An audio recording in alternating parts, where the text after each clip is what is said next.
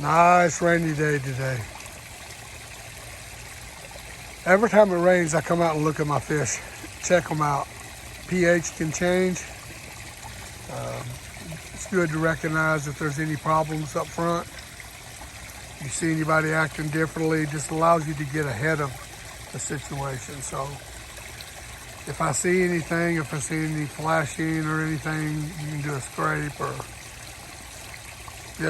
just want to get a good idea. Plus the fish are always really, really active.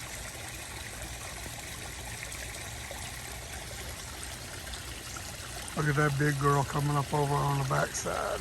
Yep. Gonna have some more videos coming out this week. Just a hint. I think you'll be seeing this one in a couple of days, just a short. She's my longest fish. She's not the biggest, but she's my longest.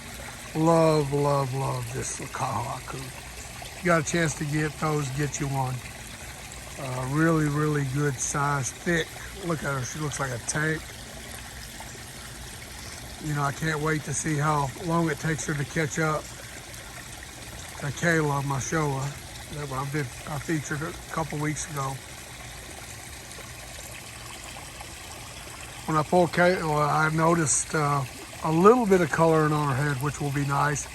But the red this year has been coming out on the inside here where it's been real dark. I don't know if you can see it, but if you get up close, you can see like 4 different spots of red. May not ever come out anymore. Don't really care, to be honest. I featured this girl. She's got a ton of hits. The blue on her is just amazing. This is my male over here on the backside, swimming towards us right now, just above the kahaku. You know, it's got golden spots on it, and they're still coming out. These golden corn color up late, real late. Well, they're just over a year old. These were 3 inches long at the last Louisville Koi show last year in 2021. So they're 3 or 4 inches long, and now you look at them, you know, she's, I think, 26, 27, and the male's about 24. So really, really good growers. I've always said, and you hear me on many of my videos, there was some really, really big fish used in the making of the golden corn. There's obviously some blue, but they was crashigoi or something, chagoi or something used in there because these guys grow huge. So it'll be interesting to get them out. I do plan on spawning those 2 next year. When you get, I'll try to get the male out. And yes, I've been looking to get a blue bowl, you know. Should have got one at the koi show, but you know, spent all my money on buying kohaku. So, but this time we will make sure I do get me a bowl, proper size. Going to need at least get a 36-inch one. I don't know if they come in a 40, but I'll get one big enough that I can show all my fish and measure them inside. So, probably get me a measuring board too. So, I got me a new sock in. These guys are getting, some of them are just a little too big to me feel comfortable putting them in a sock, but I like to use plastic bags when I catch them. You know, you get you a large plastic bag, and it's just easy to transmit them, and I can carry, you know, 3 or 4 or 5 gallons of water with them, and never put any pressure on them. You know, that's a lot of mass on a little fish.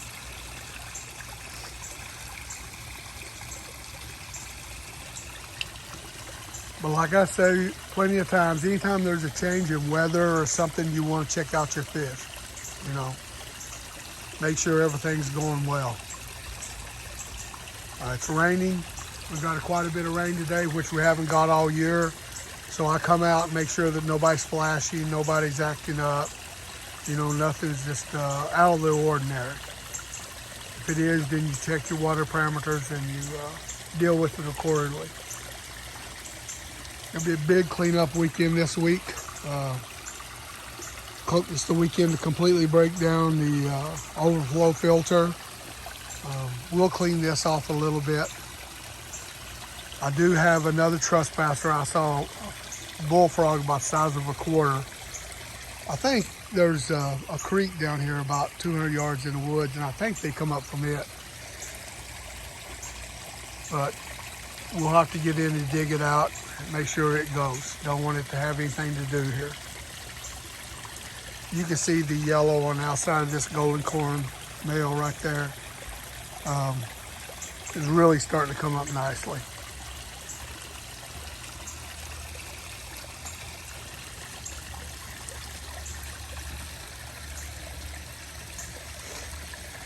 As far as breeding plans, if the Tancho and the Tancho Showa are male, female, I will spawn them. I'm going to spawn the golden corns. I've got some, hoping to get 2 male Showas for sure.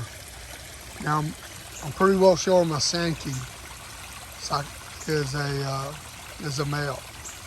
So I hope to get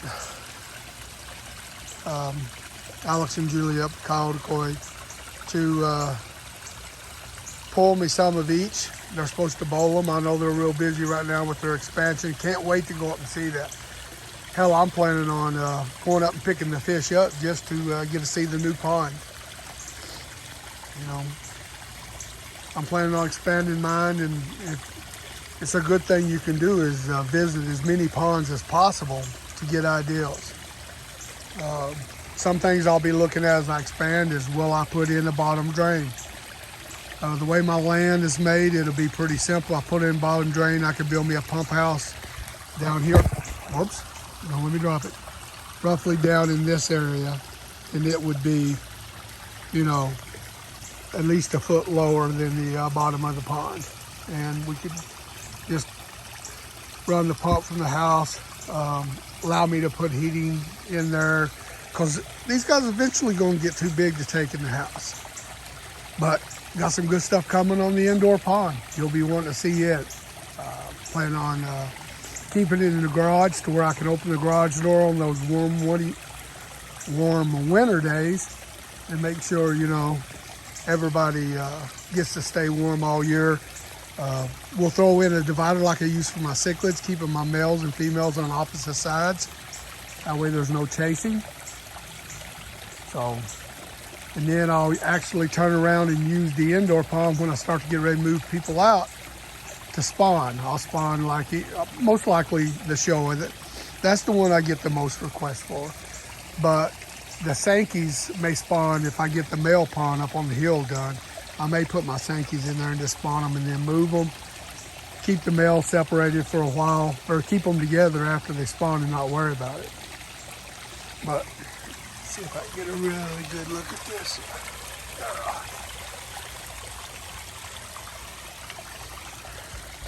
A lot of good things coming. Haven't had any problems with the raccoon, but I take the bucket inside every day. So hopefully that works out. My guard dog Luna coming out here taking care of everything.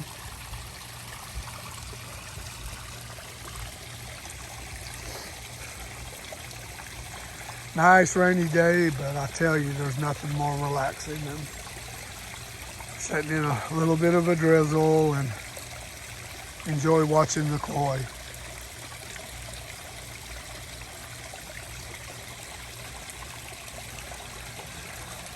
Would like to get the pumps out of here, to be honest.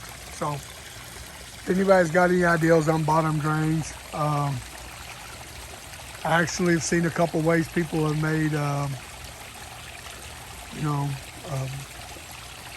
overflow filters and stuff that I may want to utilize, but we'll look at all that. Will I want to upgrade? I will want to get me a shower, of course. And I'm going to build a tower out of the 200. I'm going to have 3 tubs and a tower, and I'll use different types of biomedium in each one. So it'll be fun.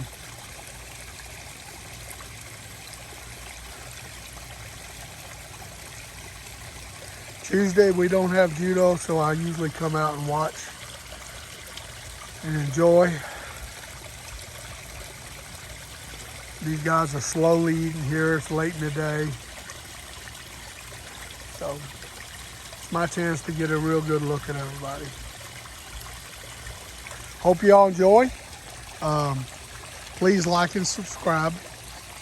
I never really, to be honest, I don't care. If I get a lot of YouTube followers, I just want to get people that enjoy the hobby together and we can work on this together. So you look at it and I start having babies. My goal when I spawn is to have, I don't know, 1, maybe 2 that I'll keep a year. And that'll be it. That's my only goal. I don't have enough space. I'll have 4 grow out ponds. That'll just be nothing but old swimming pools. That'll be up on the other side of the property. And I'll go from there, But my thing is to hope to get 2 or 3 really, really good quality and raise them up. And do that every year until I grow my own shellfish. If not, they will be big. I will keep the biggest absolute of the spawn, or the ones that are growing the best. But I'm not really set up to make a lot. But we'll have fun doing it. We'll make sure everybody gets a good, well, I can't say make sure everybody gets a good home because there's a lot of culling you have to do and coin. But everything will be utilized in a farm style.